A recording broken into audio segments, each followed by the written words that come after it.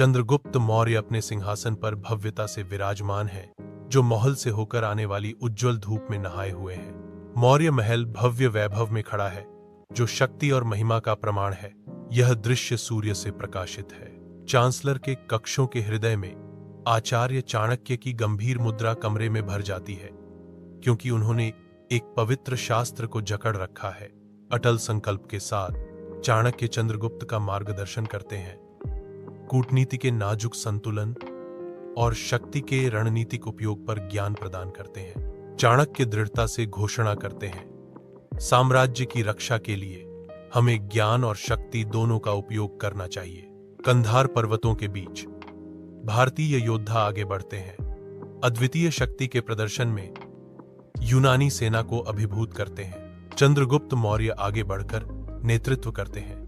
उनकी बहादुरी युद्ध के मैदान को प्रज्वलित करती है। एक योद्धा की चीख पहाड़ों में गूंजती है, भारत माता की जय। जैसे ही श्रवणबेलगोला पहाड़ी पर सूरज डूबता है, चंद्रगुप्त मौर्य साधारण सफेद वस्त्रों में शांतिपूर्ण ध्यान में बैठे हैं। पास ही आचार्य भद्रबाहु पहरे पर खड़े हैं। प्राचीन जैन धर्म ग्रंथ उनकी भक्ति का मौन प्रमाण है। शांत सूर्यास्त पहाड़ी पर सुनहरी चमक बिखेरता है, जो चंद्रगुप्त को दिव्य शांति में लपेट लेता है।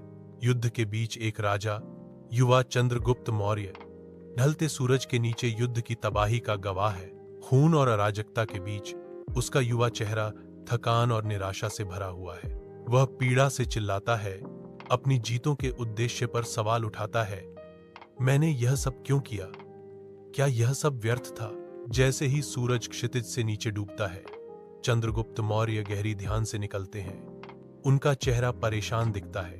वह आचार्य भद्रबाहु की ओर मुड़ता है, क्षीण होती रोशनी में सांत्वना चाहता है और पूछता है, आचार्य, क्या मुझे शांति मिलेगी? आचार्य भद्रबाहु की दृष्टि स्थिर है, कालातीत ज्ञान के साथ उत्तर देते हुए, शांति तुम्हारे भीतर है चंद्रगुप्त, तुम्हें इसे खोजना होगा।